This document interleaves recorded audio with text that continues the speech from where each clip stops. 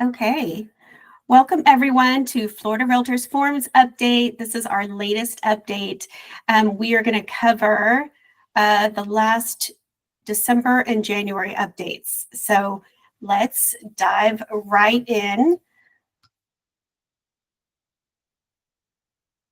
Okay, so December we saw some updates. So the CRSP, the Condominium Addendum F, we're also going to cover the as-is residential contract for sale and purchase. The as-is is in bold and yellow because that's what we're going to focus on in this chat today. And then we'll talk about the comprehensive rider to the residential contract for sale. And the Purchase A condo rider. And then we just had some updates in January. So seller property disclosure for residential, the HOA addendum to the contract, and there's a new HOA addendum to the vacant land contract. But all of these that aren't marked as new are just revised. So we're going to go into those revisions right now. So here are the December updates. It just came out December 31st. All of these are in your Form Simplicity and zip forms if you do zip forms.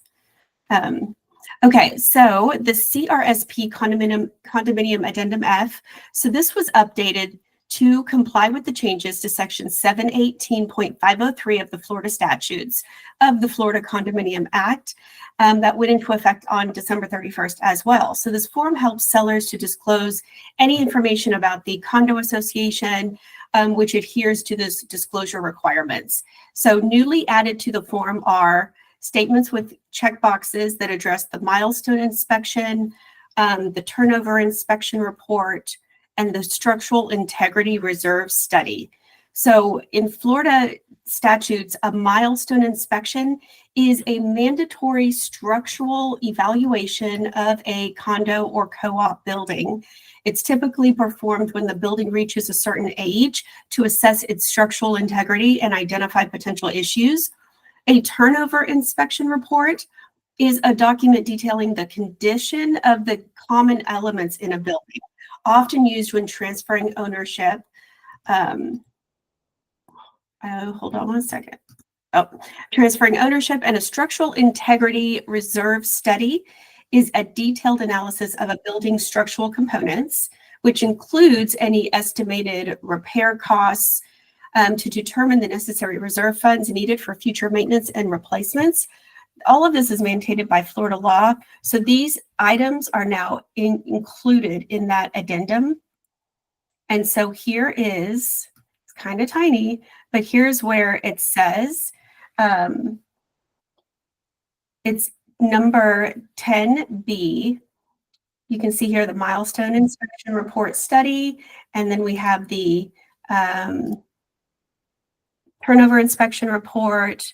And so all of this has to do with what I was just talking about, adding in all of the inspection reports. So when you are selling condos, it's important to definitely do this addendum as clearly and transparently as possible to help buyers, because there's been some issues just with the aging facilities over the state, all through the state of Florida, most especially on the coast there in South Florida, like the Miami Beach area, all of that, Fort Lauderdale sort of down, that has the oldest buildings. And in the last 10 years, there was that major collapse of the condo building. I don't know if y'all remember this, but it was pretty tragic. So all of this has to do with that.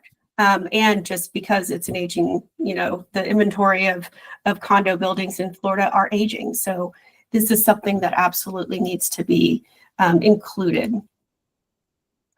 And here's just the next. Okay, so here is the as-is, the residential contract for sale and purchase.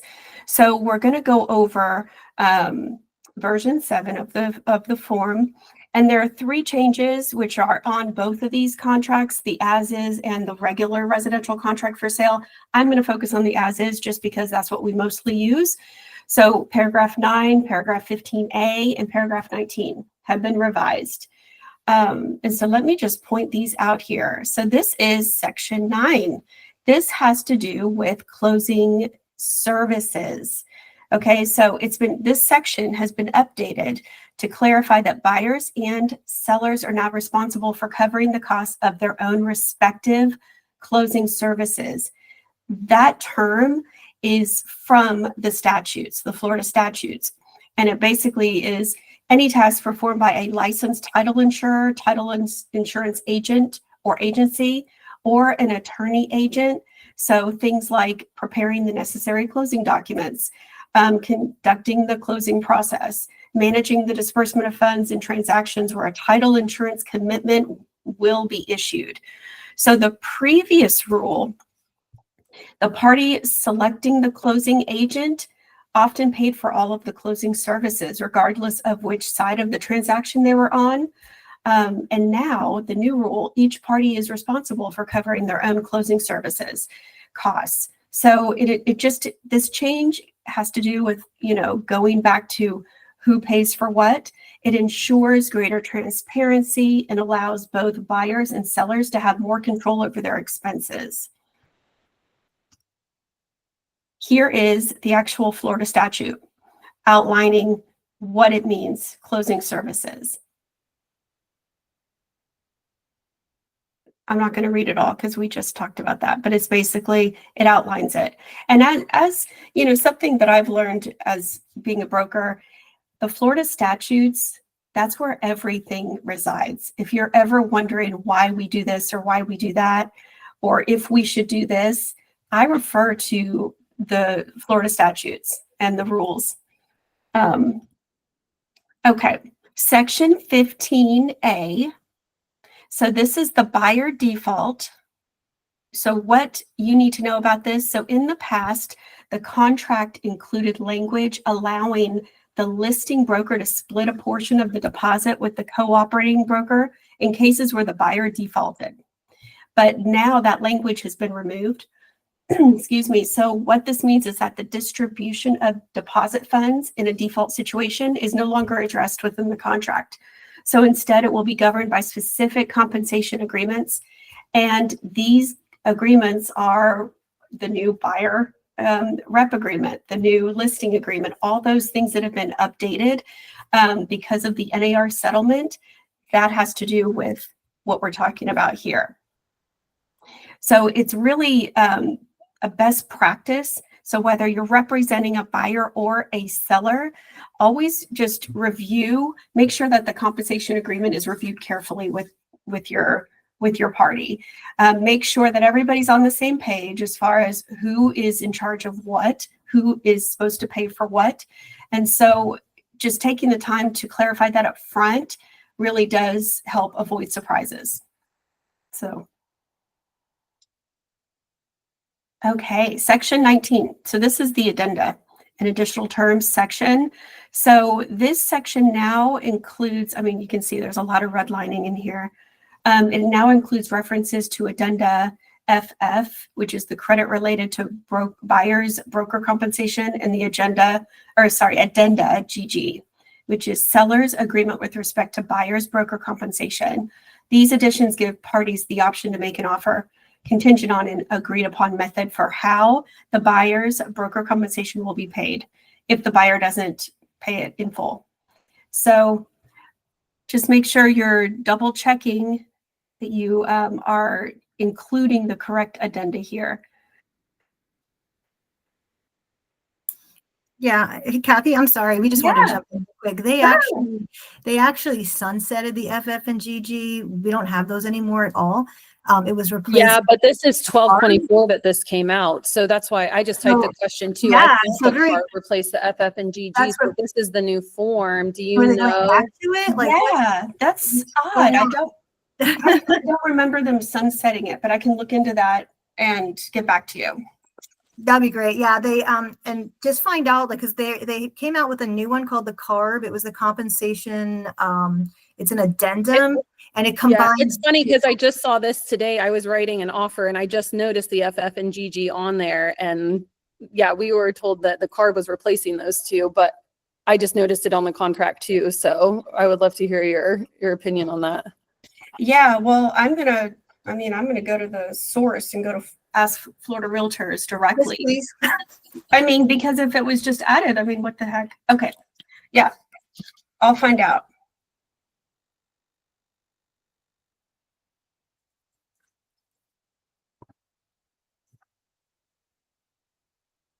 Okay, yeah, I'll get back to you on that. Okay, so that was a good question. You can stop me if you have questions, by the way. So the next one is the comprehensive rider to the residential contract for sale and purchase. So this was updated to comply with the changes to section 718.503 of the Florida statutes. Let me just admit, hold on one second. Okay. This was revised to comply with that Florida statute, which went into effect also on December 31st. And the revisions to the form allow a seller to comply with the disclosure requirements of the Condo Act concerning the structural integrity reserve study, milestone inspection, and turnover inspection reports. The seller can use checkboxes to customize this form. So here it is. This is again, just going over the same thing that we kind of just talked about in the other one, in the full comprehensive one. This is the rider. So it adds in those 3 studies just to comply. You can see there's a lot of changes with the HOA docs. First, we had a bunch of changes in October, and now there's more changes.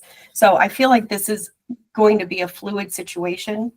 Does everybody here sell condos on a regular basis? I have one going live tomorrow. So I'm looking at this like, oh, do I need to send this condo rider out?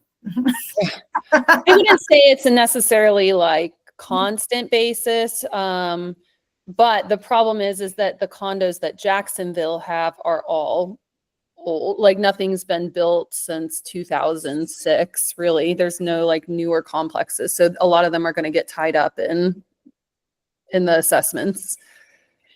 Yes, I just left a listing appointment for a condo. So yeah, I think we kind of do. Yeah. As much as we don't want to. Right. Yeah. Exactly. Well, I would definitely push these new forms over because they are required as of like early January. So they're already in and they should be used now. So here are the January updates. The seller property disclosure. So for residential, so this is the form, that sellers use to disclose things about their properties. And now it's been included information about historic districts. So you can see that's interesting, right? That we're talking about all of these things kind of have to do with historical buildings, historical districts. It's interesting to me. So along with the other facts that you're adding in, you want to add these. So questions, these are the new questions. Is the property located in a historic district? Is the seller aware of any restrictions as a result of being located in a historic district? Are there any active or pending applications or permits with a governing body over the historic district? Are there any violations of the rules applying to properties in a historic district? So if you answered yes to any of these, explain. So, I mean, this is really important. So I know that your area has historic districts. So Yeah. this would pertain. Yeah, it would. does, But we use the NEFAR. the NEFAR one. Yeah. So I don't know. NEFAR has its own seller's property disclosure. Oh, that's right. It's just a little bit more, it's just a little bit more thorough because the FARBAR one doesn't have like how old The age of the AC HVAC. is. Yeah, how old the roof is. And so ours just is a little bit more thorough and asks a little bit more questions. So we've just kind of adopted that one, but I don't know that it actually talks about the historic district. So I'm literally looking at one. I'm looking at one right now, trying to see. yeah, so I wonder if NEFAR will need to update. I mean, it may be something we need to bring to their attention too, that's something that should be on there. I mean, yes, I would think that they would look at anything that's updated, you know, for Florida realtors and kind of just, you know, add in those Just- changes. Because a lot, I mean, if they pertain to new Florida statutes or rules, obviously they'd want to have that in there. Right. So, so yeah, the historic district. Okay, so this is a revision that just came out, the HOA addendum to the contract. So here, the only change is just the forms introduction here. That's the only thing it's just been updated to be more streamlined. So it says, when initialed by all parties acknowledge that the disclosure set forth below was provided to buyer prior to execution of the contract for residential sale and purchase between the parties, and the clauses below will be incorporated therein. Just change in language. And all of these Florida Realtors changes are from the attorneys, the Florida Realtors attorneys. So it's all, you know, legalese at some point, but trying to be simple for everyone to understand, but comprehensive. Like it's a lot goes into it. But we have seen, as you know, from last summer, we've seen probably six different phases of new forms and revisions coming out. And I don't anticipate that ending anytime soon. I feel like we're going to keep seeing that as we go forward. So this is the only new form that came out recently. It's the HOA addendum to the vacant land contract. So if a residential vacant land is within an HOA, then the sellers need to disclose that to buyers. So this is what the form looks like. And it's very similar to the other HOA addendum, but it's just, it just pertains to the vacant land. So I can see this as being, like, I'm surprised it's taken this long to get this form, but yeah, it's good that it's there. Does anyone have any questions about those forms? I'm still caught up on the FF and GG thing, but But that's just been a roller coaster ride for all of us since everything came out in August. because, you know, they brought it out and they were like, here's the FF, Yeah. and here's the GG, and this is what you use them for. And then it was like, no, we're not using those anymore. They got rid of them. Now we're using this one. And now we're back to this. And I'm like, well, which is it? Yeah. Wait. We're going back to FF and GG? Well, we don't really know because the that what you're CARB is saying? still a thing, but they just amended our as-is contracts to include the FF and the GG, but it doesn't include the CARB, but we were told that's what was replacing the FF and GG, so. I mean, the CARB is literally Into it a little bit more and see if she can discern what's actually going on. Yeah, I'll dig into it. Yeah. Yeah, Kathy, it's like the CARB has, like, option 1 is the FF and option 2 is basically everything that's on the GG. And they just put it on one form and let you check a box for which one, Right. rather than having these two different forms. So they said they were getting rid of those two and going to this one, which is now what we've all been using. But now they just come out with a new contract and put FF and GG on it and not CARB. So we're like, okay, well, what are we doing Yeah. here? I know. Well, so this is the other thing. My next slide has to do with resources and questions or suggestions about the forms. They understand that there's going to be some mistakes. So they could have very well made a mistake. So, so forms at floridarealtors.org. So that is where, you know, you can ask as well. And then I hope you all have this on your speed dial, the legal hotline. Yeah, Yeah. it's really great. Yeah. Yes. And then there's the NAR settlement, just if you wanted to catch up, but you know, a lot of us want to just keep moving because now it's been settled. November it was settled. But the frequently asked questions, that's still in, you know, a good place to go if you have questions about it. Can I ask your thoughts just, and if you don't have time or we can do another time, it's fine, but I'm just curious on your thoughts between the difference between like the CABB and the CASB. This, commission, the yeah, compensation yeah, forms? like whether it's broker to broker or seller to broker. The broker to broker, I mean, the broker to broker is for, if both sides have a broker represented. So the seller to broker is only if it's a owner, like, and it's unrepresented owner, or it's a for sale by owner. Okay, because that's not what's happening. Oh, that's so interesting. Nobody's explained it that way. Yeah, that's how it is in all of the states. How do you Oh, all, Well, we do broker to broker. However, yeah, but on the listing agreement, which this doesn't make sense for that either, because on the listing agreement, there's an option, which would be seller to broker.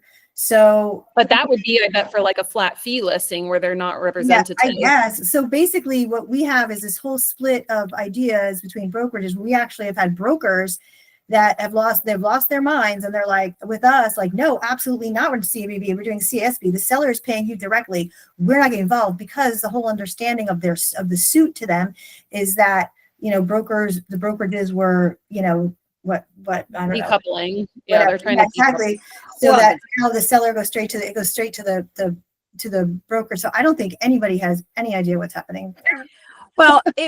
Well, yeah, the idea is that we were all conspiring and, to set commissions.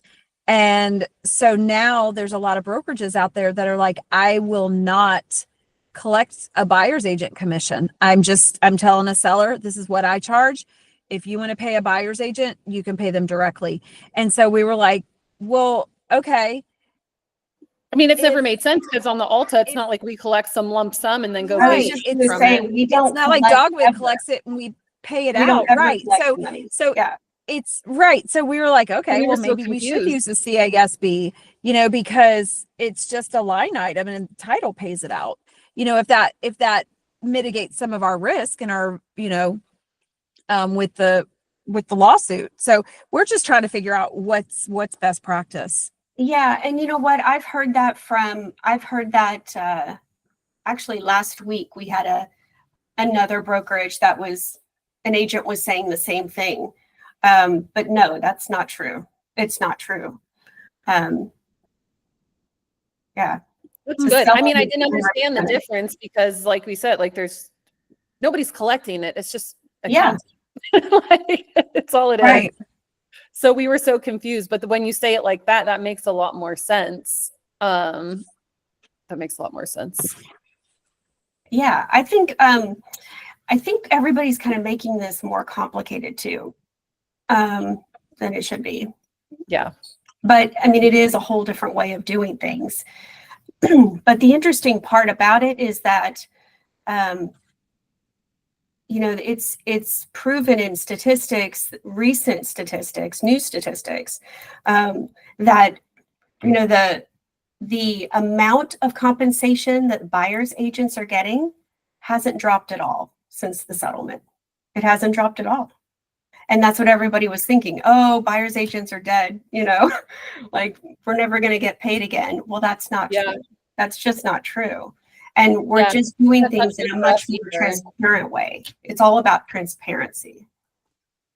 Well, actually, I mean, I've had it go both ways, but I think on the majority, I feel like we've gotten paid more, because typically, I mean, a year ago, if a seller was offering 2%, you're like, but that's what you were working for. But now we Right. make everybody sign we ask everybody to sign a EBBA at 3%. Thank you. At 3%. And Alphabet then soup. I know, right. And then if, a seller is only paying 2%, I'm going to tell them Yeah. that I'll reduce my commission to 2.5. So I'm already making 0.5 point more, versus a year ago, I would have just taken 2. But now I'm doing them a huge favor, and they're grateful. They're like, yes, thank you for doing that. Now I Yeah. only have to pay you 0.5 point versus a whole point. Well, also our negotiation skills, help out our clients tremendously. And we can negotiate the seller to cover most of it. So, Yeah. it's like you just have to, so you're helping them in so many ways. I mean, Absolutely. yeah. Okay, so the CASB was when it's one-sided, when it's a FSBO or I think like a flat Okay. fee service or something would use that. Just unrepresented seller. Yeah. Yeah. Okay. Wow, then this is the first broker to we've heard of broker this deal. one. I Huh? know. And the way you explained it is so much easier to think about it because I've had people just kind of talk circles around the whole thing, but that was very to the point. Oh, all right. Thanks. Now, how do we Yeah. explain to other people? Well, yeah. And so I mean, I have agents who, they'll just email me a question, I'll respond, and they'll be sending that on to that other agent who's like, we're not doing broker to broker anymore, like, that sort of thing. So it's just everybody's kind of learning together too. I'm not trying to pass judgment, but No, but that is and that's the role kind of yeah. Yeah, and that's why Michelle and I really started Dogwood too, was to just try to help elevate and educate. Yes, exactly. Yep.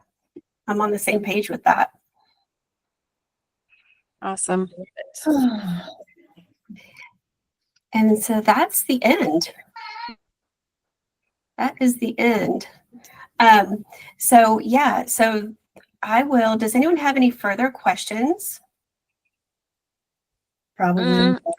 I missed the first 15 minutes, so I'm not sure what I missed, but not yet. Okay, well, I am recording and we always share this out with our agents afterwards. And it's we have like I guess it's like a resource guide for all this stuff with the compliance and the NAR settlement stuff. We have a resource guide that we'll have this in. It'll be embedded in there. So you Awesome. can always rewatch it. Yeah. Okay, thank you. Yeah, you bet. And let me Alright. just stop recording.